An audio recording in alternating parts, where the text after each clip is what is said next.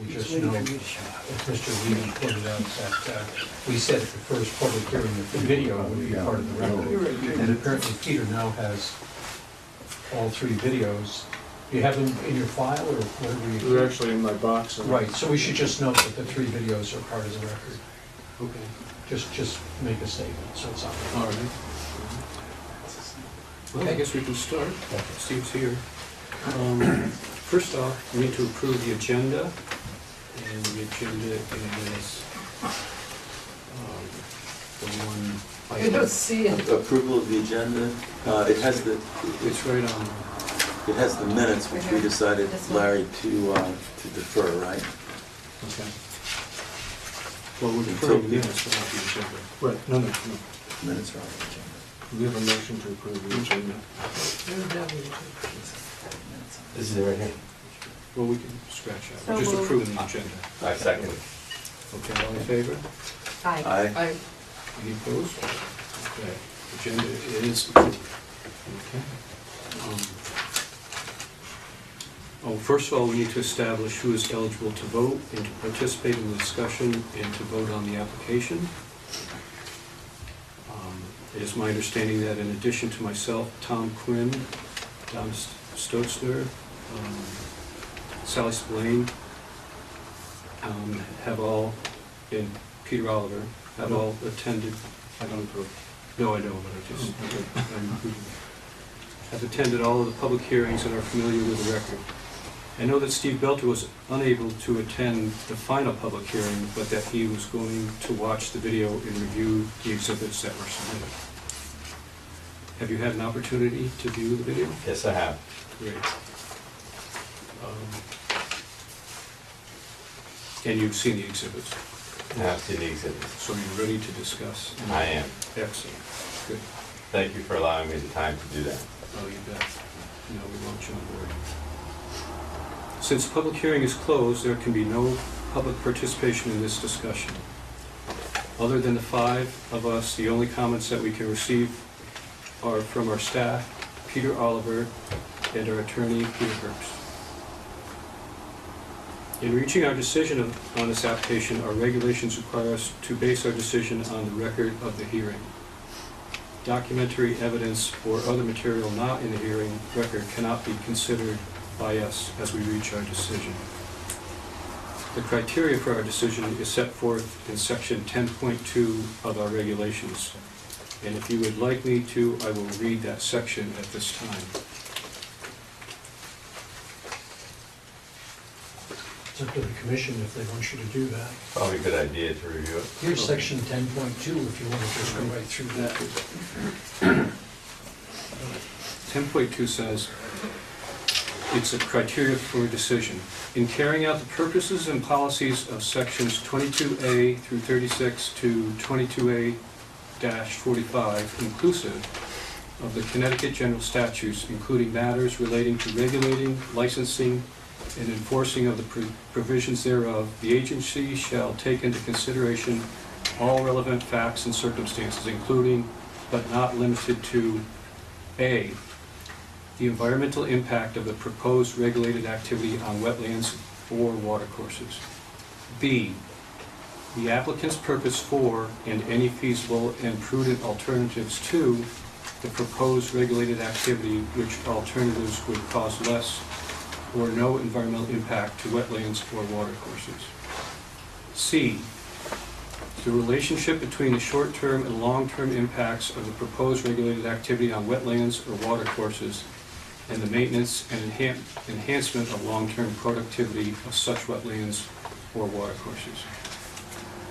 D, irreversible and irretrievable loss of wetland or watercourse resources which would be caused by the proposed regulated activity, including the extent to which such activity would foreclose the future ability to protect, enhance, or restore such resources, and any mitigation measures which may be considered as a condition of issuing a permit for such activity, including, but not limited to, measures to 1, prevent or minimize pollution or other environmental damage. 2, maintain or enhance existing environmental quality, or 3, in the following order of priority: restore, enhance, and create productive wetland or watercourse resources. E, the character and degree of injury to or interference with safety, health, or reasonable use of property which is caused or threatened by the proposed regulated activity. And F, impacts of the proposed regulated activity on wetlands or watercourses outside the area for which the activity is proposed, and future activities associated with or reasonably related to the proposed regulated activity which are made inevitable by the proposed regulated activity and which may have an impact on wetlands and watercourses.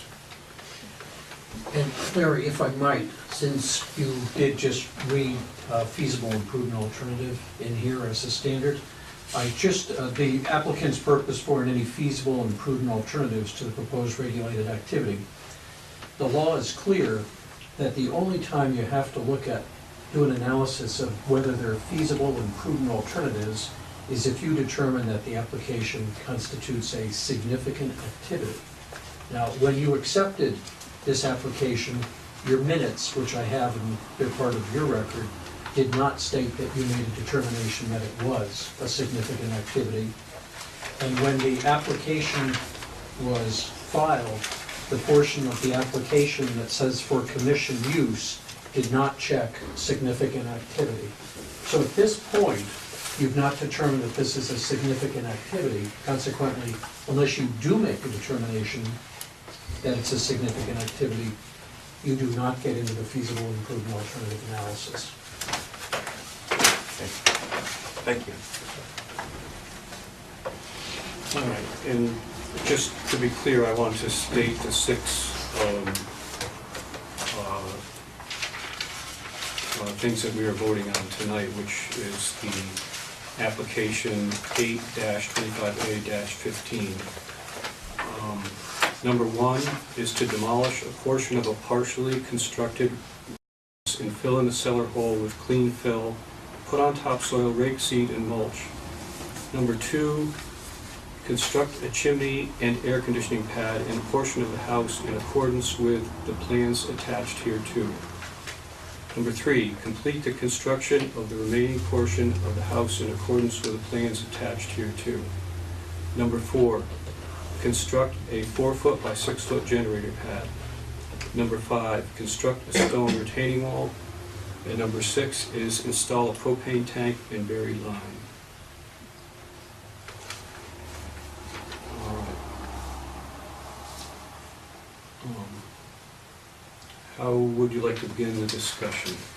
Larry, can I, before we launch into the discussion, I have an additional point that I would like clarification of council's view on, if I may, which is when we looked at this initial application in August of 2014, we looked at an application that used a 75-foot setback from the inflow of pipe and from the discharge point.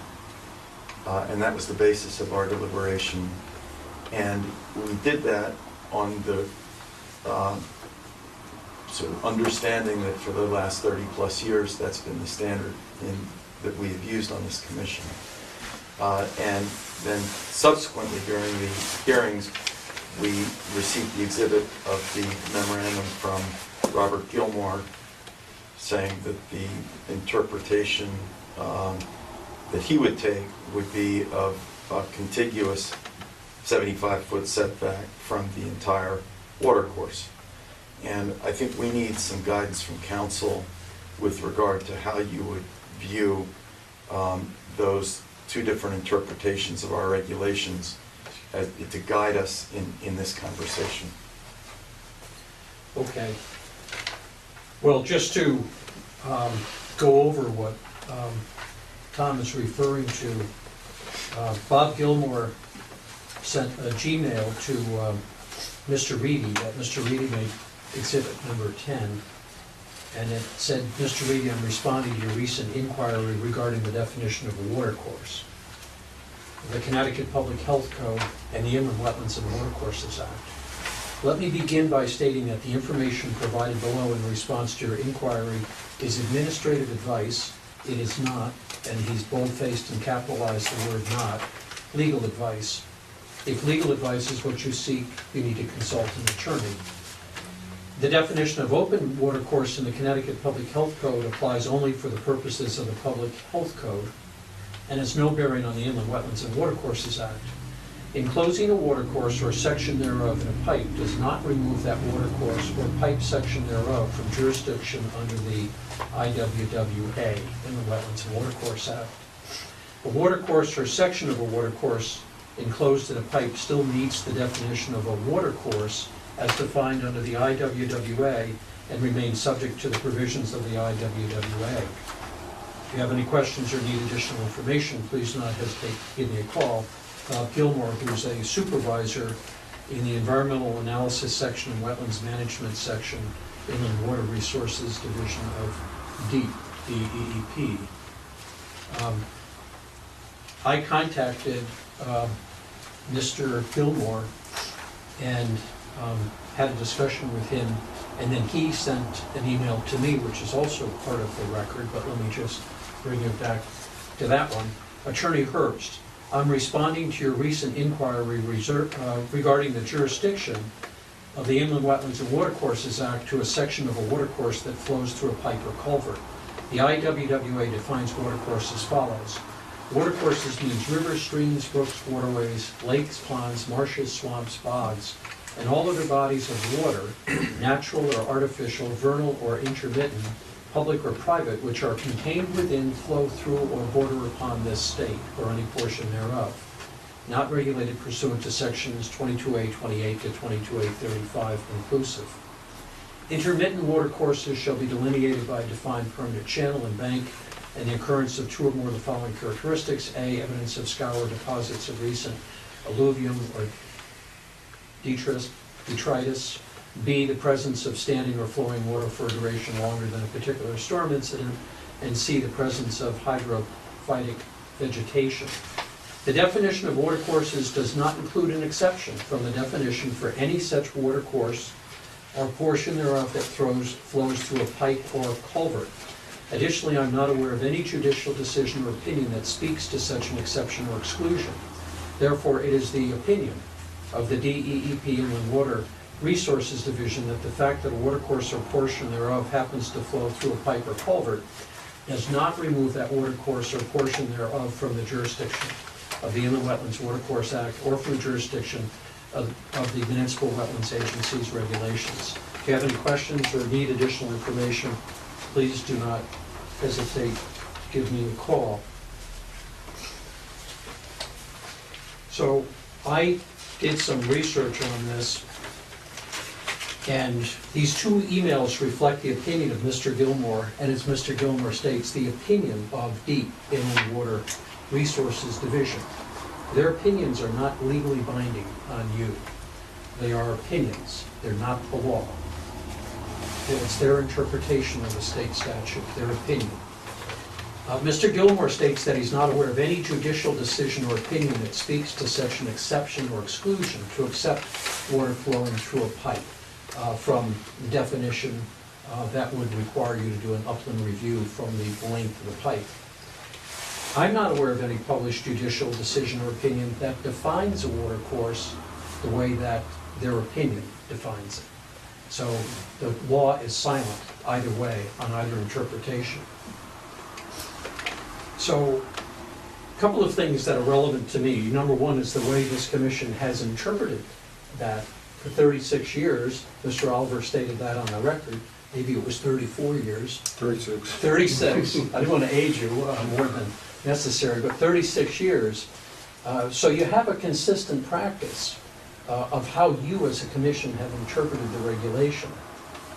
In my opinion, you're not required to change that interpretation of the regulation or the statute because of DEEP's opinion.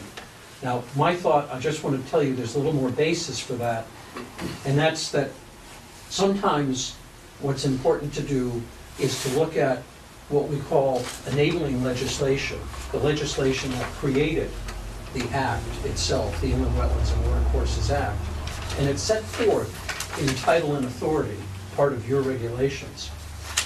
And I think that's particularly important to look at because July 28, 2015, the Connecticut Supreme Court released a unanimous decision in a case called Tilcon versus Commissioner of Environmental Protection, Tilcon versus Deep. And Tilcon involved an applicant for multiple water diversion permits, totally different from what was before this commission. But what's relevant is that the Supreme Court concluded when it analyzed the purpose and the intent of the wetlands and watercourse regulations that DEEP did not have authority to regulate the way that they were regulating. The Supreme Court concluded that DEEP exceeded its authority. And in that case, the court looked at the permitting statute's language and said that DEEP was overstating its bounds. So I did a similar analysis. Let's look at the statute's language. Here's what the permitting statute says, and this is in the context of the way you regulate your regulations and what your regulations mean. It says the title and authority of your regulation sets forth the legislature's intent. The legislature in Connecticut, when they enacted the Inland Wetlands and Watercourses Act, the title and authority states that the wetlands and watercourses of the state are an indispensable and irreplaceable fragile natural resource with which the citizens of the state have been endowed. The wetlands and watercourses are an interrelated web of nature, essential to an adequate supply of surface and underground water, the hydrological stability and control of flooding and erosion, to recharging and purification of groundwater, and to the existence of many forms of animal, aquatic, and plant life. The legislation discusses how wetlands and watercourses have been destroyed or are in danger of destruction because of filling, removal of material, diversion, or obstruction of water flow, and that such unregulated activity has a significant adverse impact on the environment and the ecology of the state. The enabling law talks about protecting watercourses from random, unnecessary, undesirable, and unregulated uses, disturbance, or destruction, and protecting the quality of the watercourses. It's my opinion that a 36-inch metal corrugated pipe on the applicant's property is not, in and of itself, an indispensable and irreplaceable and fragile natural resource. It's a pipe. The pipe itself is not part of the interrelated web of nature. The pipe itself is not a watercourse. It does not need to be protected, in my opinion. So I do not agree with DEEP's opinion. And as I've stated, their opinion does not automatically morph into becoming a law. It's my opinion that if that issue did go to the Connecticut Supreme Court, the Tilcon decision sets the standard for the analysis, and I believe the courts would determine that DEEP would be overreaching its jurisdiction to say that you have to regulate from a pipe. So I think that the practice that you've done for the last 36 years of regulating from the inlet and from the outlet, my legal opinion is that's the correct practice. And that's what you've done for 36 years, and that's what you did when an application relating to this property came before you in August of 2014. So my legal opinion would be that you do not change your practice at this time. Thank you, Peter. You're welcome.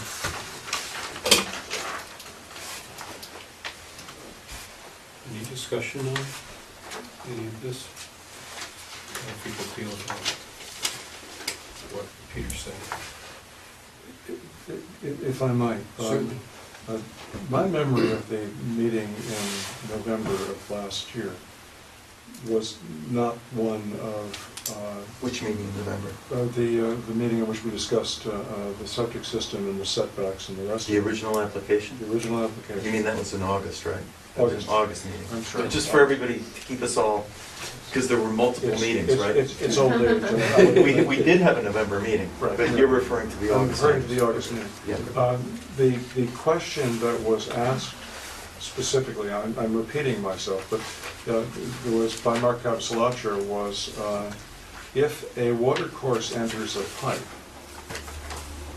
do we need to considered that the setbacks within the regulated area would extend to that portion of the water course which was contained within the pipe. And as I remember the discussion was if the proximity of a septic system would not hurt that portion of the water course which was in the pipe, then logically there was no reason to apply a setback beyond that point. And that was the determination that was ultimately approved in terms of the application in August of 2014. Well, in combination with upgrading Yeah, the system, having a better, more secure system. I'm merely addressing Right. the pipe issue. The Understand. fact that there was a failing system and they were replacing it was obviously more gravy on the potatoes, but the intent of the question was to validate that which in fact had been practiced, but it was being asked as a means of guidance on whether or not it would apply.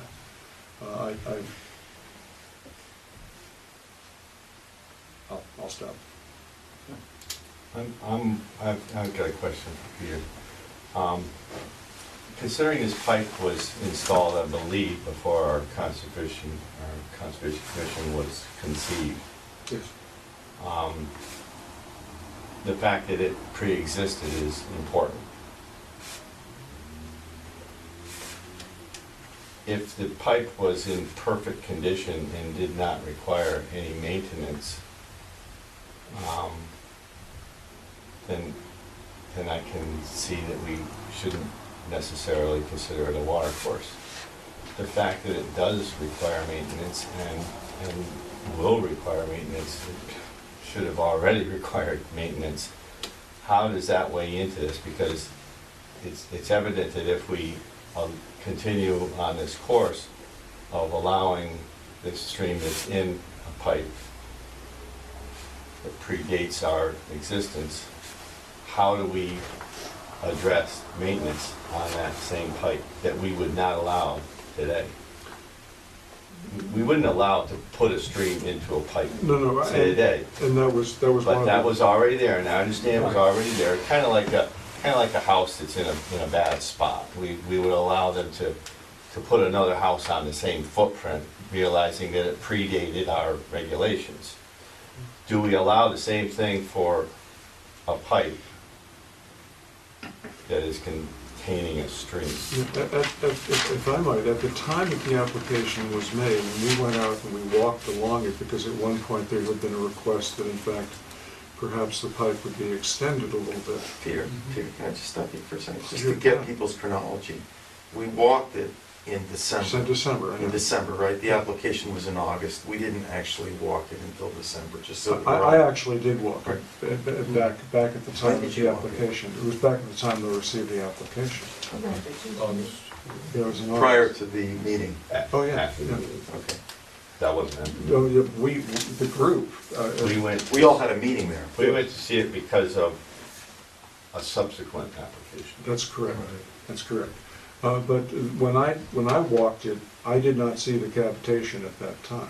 I did not see, all I saw was an inlet and an outlet, and however, the pipe may have degraded since then, whether it's just because of storm wash or whether it's because of damage to the inlet pipe, whatever caused it.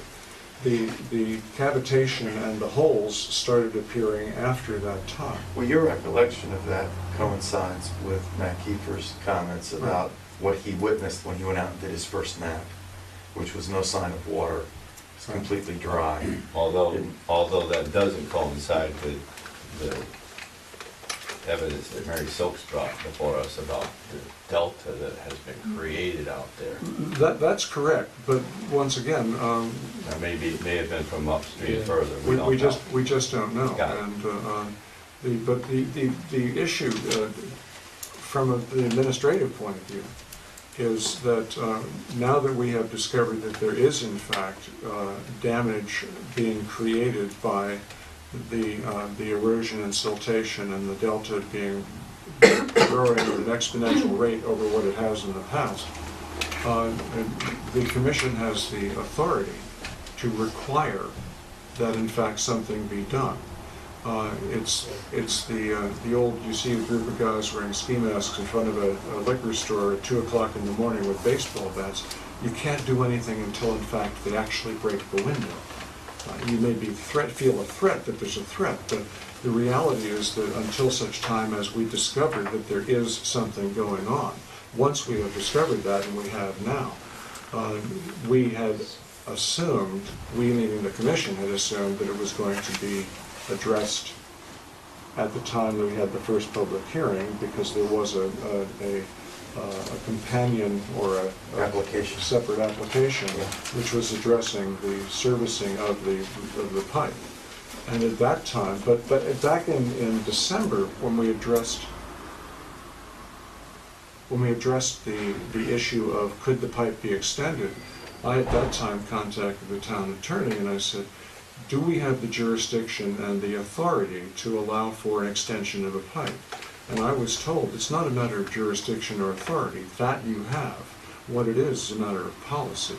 Now, with the Peter, pipe... can I just interrupt Sure, for a second? of course. As a point of process, though, Yeah. the question of what we would do with the pipe, or whether there's anything we have an opportunity to do, would seem to me to be separate and apart from the specific application. We have to do 6 things I agree. on the site. So if we could organize ourselves, like one of the problems that we've had over many months on this is there's so many issues that get interwoven that we end up having trouble organizing ourselves to get to a point of decision-making and moving forward.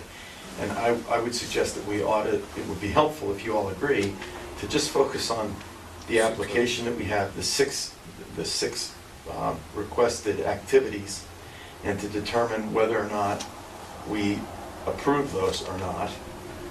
And then try to, if we have other items that we ought to address, deal with them. But unless one triggers the other, but I don't think they do. Can I just say something though?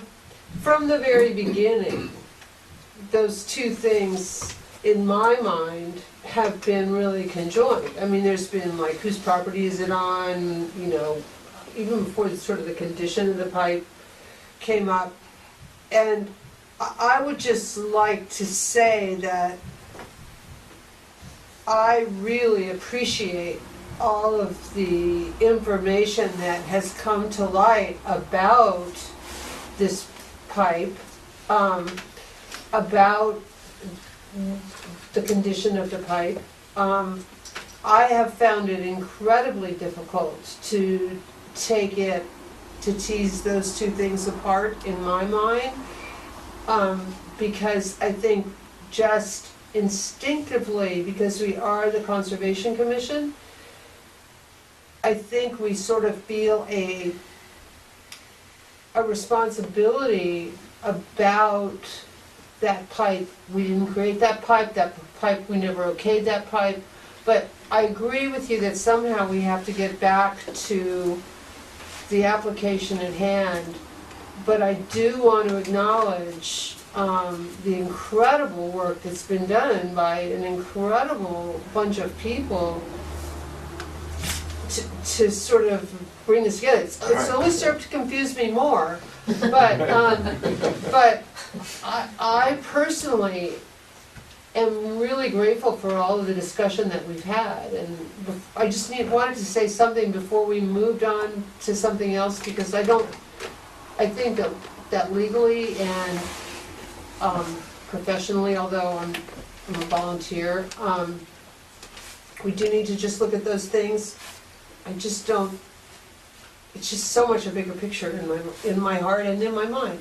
So that's just what I wanted to I'd say. like to reiterate that the application at hand seems like an easy decision, because they do seem to be rather insignificant things, but the inevitable next step is causing a lot of anxiety. Right. because of these close association, as Sally said, between these two things. Can we, as a commission, go ahead and say, yes, we don't have a problem with this, knowing the inevitable next step? That's why I'll ask that question of the attorney, because if I know the answer to that, then answering the first part will be simpler. The inevitable next step is, I think, directly related to our answer for this. Can you give us? Well, I think we have two separate issues here. We do. And I think that I've given an opinion on your ability to regulate from the length of the pipe itself, and I stand by that opinion.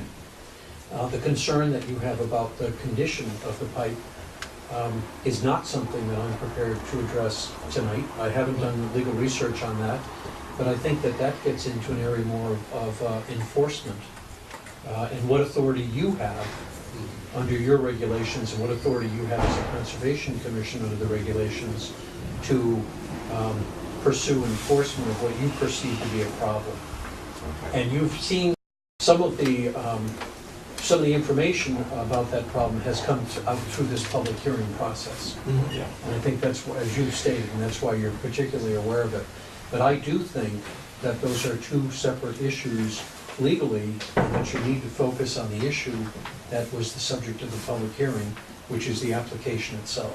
I think it'd be helpful to all of us who care about this and to the public interest as well, if at a future meeting you could give us your more considered opinion on the pipe issue down as a follow-up on a future agenda. Right, if that's something you want to have me involved in the future, Right. talk to Curtis about it. And, well, if he makes the decision, maybe it's just the commission's decision, but I'd certainly be available to look into that for you. Okay. Yeah, Is that okay with everybody? I mean, we could all agree that we Yeah. care. I think it's a consensus here that everybody cares about understanding that and making sure we do the right thing. Yes. Do you think that there has been enough, this is totally out there, but then it's me. Do you think that there has been enough interest in this that people in the community have sort of gotten their heads up and, I mean, They've had their opportunity to speak, and some of them have. no, I don't mean that, I mean just the awareness of, It's not really for us to yeah, I know, I'm sorry. make a headline out of it. Aside from the legal notices that we posted, Yeah, the room could have 20 people or 2,000. If 2,000 were interested, they would have been, in my opinion. But I think We've done our due diligence here, right? Yeah. Well, you've had 3 public hearings. I know. Okay. Okay. So we, at this point, I guess we could have a motion to approve this application as it stands, unless there's more discussion, or a motion to deny it. Can I make a suggestion? Certainly. Maybe if you have a motion to make, you could make the motion, and then, Okay. and then if anybody wants to discuss the motion, we could have further discussion of the specific motion that we have. If that's okay. Just note for the record, I prepared a motion to approve in draft, and I prepared a motion to deny in draft, so that you'd have a basis to work from. Procedurally, my experience has been it's the policy first to put a motion to approve before the commission and see where it goes. So the motion to approve is, based on the above information and documents submitted and subject to the conditions set forth hereinafter, the Commission finds that the activities proposed in the upland review area are adequately buffered from the wetlands or watercourses. The Commission has determined that the environmental impact of the proposed activity on wetlands or watercourses is insignificant, that it will not affect the long-term productivity of the wetlands or watercourses, it will not result in loss of wetland or watercourse resources, it will not interfere with safety, health, or reasonable use of the property in the neighborhood, that it will not have an adverse impact on the watercourse or on Lakeville Lake. Since we have determined that there will not be any adverse impact as a result of this application, there is no need for us to explore feasible or prudent alternatives. Therefore, we approve the application subject to the following conditions. Number 1, installation of a 1-inch thick, 5-foot by 12-foot steel plate on the portion of the driveway that crosses the 36-inch corrugated metal pipe prior to commencement of work. Number 2, compliance with sedimentation and erosion control mechanisms as shown on the applicant's plans. Number 3, hay bales shall also be utilized in the sedimentation and erosion plan. Number 4, right of the Conservation Commission agent to inspect the site at any time.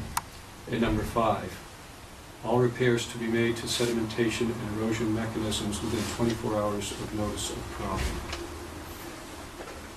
And that would be the motion to approve. But just for the record, when I drafted that, what I was looking at is your regulations, and I was also looking at concerns that I had heard, or issues that I had heard commissioners raise during the public hearing, and I tried to incorporate them in as conditions. That's just a template. That's just to get you started for your discussions. I think typically we've been adding that we want to see an engineer's report upon completion of the project as well. You might want to first get a motion to, a second to the motion, and then go into discussion. Okay. Do we have a second for that? Sure, I'll second. Tom? Yeah, so Yeah, we have been, and I want your opinion on this, we have been adding that we want the engineer to sign off because on some things that we've approved, we found that the excavator doesn't always follow the plan. I think it's an excellent idea. I don't see why we wouldn't do doing it that. as, Yes. as our boilerplate, Yes. just didn't make it to. Yeah, and I was unaware of that. I think that's a prudent and a good suggestion, We'll add that to if you want a legal opinion on that. We did. That's my role here, is to give legal opinions, not to make any factual determinations.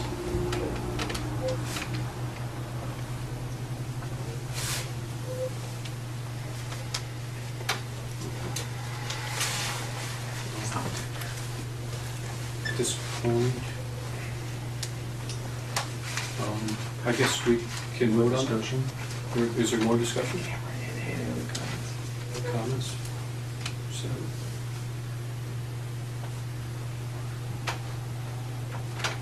In the original plan, there were rain gardens. I mean, we are only acting on these four Six things, things. 6 things, and everything else that existed in that original application still stands? No, this No. this is a separate application to do the 6 things that are listed. That'll all be come up later. We hope. We hope. We hope, but it's not related to this application. No, this is just the foundation, It's the removal, six. filling, the You want me to read propane those? tank. If it would take You want me to me read clear them? for Sally. I'll be happy to read it. She doesn't like it. No, I have it right there. Okay. But I'm just wondering about that rain garden. They don't apply That to this. application, Not part of this. the rain garden application was withdrawn. Okay, well, I'd like to discuss the fact that we put the rain garden back in the plan. I mean. Different property, What? different property. No, there was one down at there's one down at the bottom. Settling. Can't communicate Yeah. with the public. I'm at sorry, this I'm sorry. point. But Sally, you have to be making the argument that in order for these 6 activities to be performed without harm to the wetlands, that rain garden is necessary, and that was not related to these 6 activities, so it's unrelated to the application, right? I think the addition of the silt fence and the hay bales is to stop any soil from going down there. Therefore, the whole rain garden thing is a different, separate situation. Okay. Right, we would have the opinions, at least of the experts, to say that the silt fencing and the seeding and the hay bales are sufficient to contain the erosion, that no further remediation is needed. Could we include a time of year for this in our approval? No. would you like to see a time of year? Well, I just know that if the ground freezes and it's more difficult to hold soil. Typically, we like to see these things done in, a time of low water, although it is a small enough project, so they ought to be able to do it quickly, given the approval. I hope that they'll do it quickly. I guess there's a time limitation to our approval. We have to do it within a year or something. Well, May I ask a question? In that there is a condition that the designed steel plank be placed over the driveway, and in that the driveway, as the point of the inlet of the pipe, we know that to be damaged. We know that the water is not running from the stream into the pipe, it's running around it. In that the inlet and the driveway are the access to get into the property. Would it be reasonable to require, as part of an approval, that portion of the pipe which is not allowing the water to get into the appropriate spot and is therefore causing erosion, which we are aware of, that the repair of that be made part of the approval or the application? Well, legally, you have to look at the application itself, Right. and if you don't, are you linking that portion of the pipe to activity that's caused by this application, by the items in this application? Yes, but wasn't the door open for discussion on that when in fact there was information that was provided as to what the trucks would be that would be going down, and the possibility, the allegation that there could be some damage which was sustained by the inlet of the pipe? Peter, I can address this. The question that was raised was for the excavation of the small corner of the house. Yes. And the dirt that would have to be carried out, whether or not the culvert was strong enough to support the trucks, or whether the activity of doing the house remediation was going to risk collapsing the pipe. And there was a company from Watertown, I think, that did the robot survey Yes. and proved that the pipe was sound. And The- then the pipe, but not the inlet. No, let me finish. Okay. That the pipe was sound Yeah. for the trucks passing Yes. over. And that in addition to that, the engineer was going to put steel plate on top of it as an extra precaution. And those two things argue that there is no risk to the stream of having that cave in with the load of the trucks. And therefore, the connection between the activity of the excavation of the house, right, and the Right. removal of the material Right. is addressed. That has nothing to do with the inlet. The inlet is Well, a separate issue which relates to the quality of the pipe. Right. However, if in fact we are requiring that there be a steel plate which is put down in that area, then is that not an acknowledgement that we are in fact aware of the causality of the problems that have occurred further down? I don't think so. I think it's just a statement that we don't want the truck traffic to cause the pipe to Any more collapse. degradation? That's all we're saying. We're saying that if you if you excavate Thank and you. you have the truckloads going over it, you have to ensure that it doesn't collapse the pipe. No, I wouldn't have been able to sleep if I hadn't asked the question. and I think the entrance of the stream into the pipe may be on a different property anyway. Right, but it is in fact the deeded right-of-way for the excavation and the materials to be transported back and forth. And just because the problem has been identified. Right. But whatever the issues are with the inlet, they're not related to the 6 points that are in this application. The 6 points in this application can be undertaken without an impact on the question of the inlet. They are important. It's an important issue you raised, but it's a separate issue. Okay.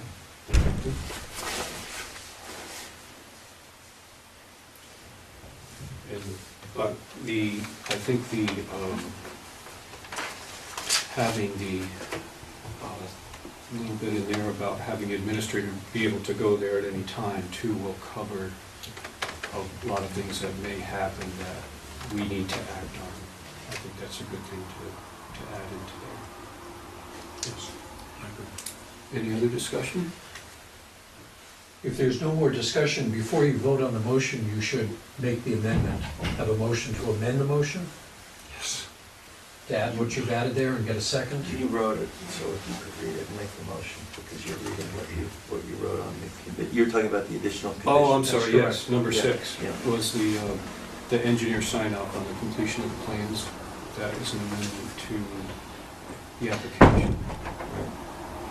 Is there some time limit that he has upon completion, within 30 days of completion, or within, like, at some point? You need to say. I don't think we've ever set up a time for the engineer to sign off on his approval of what has been done, but we've always asked for it. I guess the administrator would be able to Peter. address whether that's Yeah. actually I happened or not. What we have, often we have asked that an engineer monitor the progress and throughout the project, and then sign off on it once it's completed.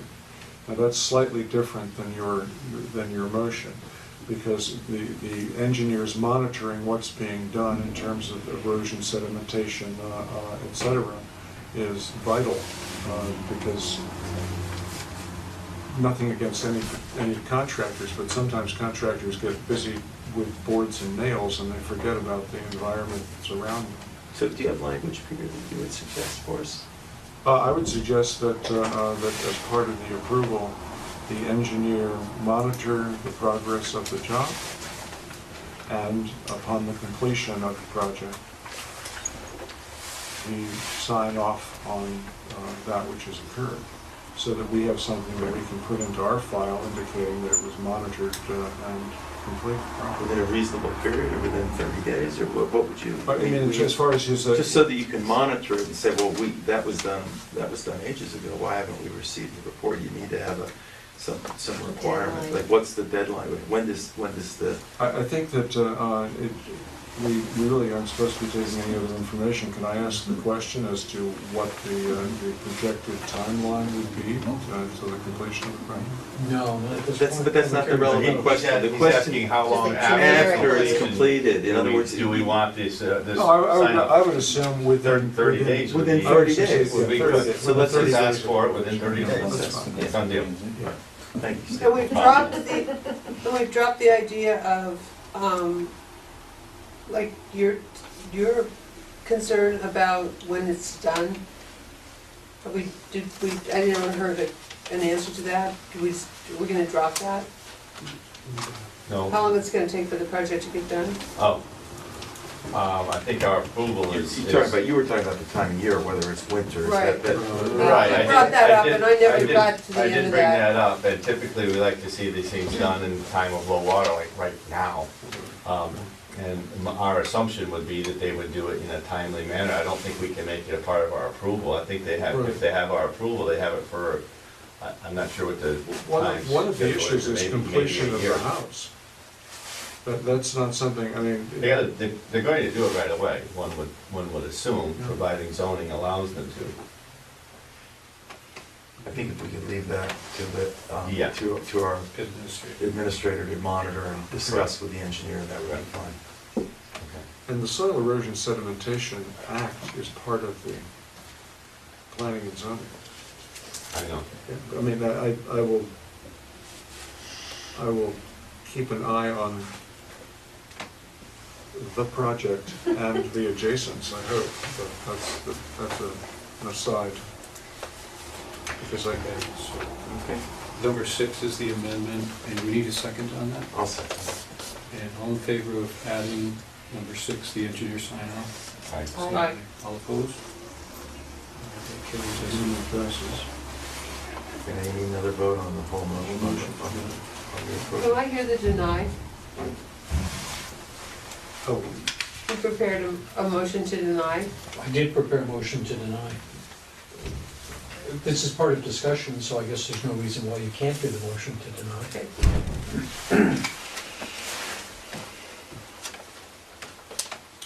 Okay. The motion to deny is, based on the above information and documents submitted, the commission finds that the activities proposed in the upland review area are not adequately buffered from the wetlands and watercourses. The commission has determined that the environmental impact of the proposed activity on wetlands or watercourses is significant, that it will affect the long-term productivity of the wetlands and watercourses. It will result in loss of wetland and watercourse resources. It will interfere with safety, health, or reasonable use of the property in the neighborhood. That it will have an adverse impact on the watercourse or on lake to lake. And then beyond that, we will need to know, you have to state specifically what the reasons are and what exhibits might have influenced you to make that decision. Thank you for reading that. All right, so we are voting on the motion to approve the application. All in favor? Aye. Opposed? I'll vote aye. Okay. Carries.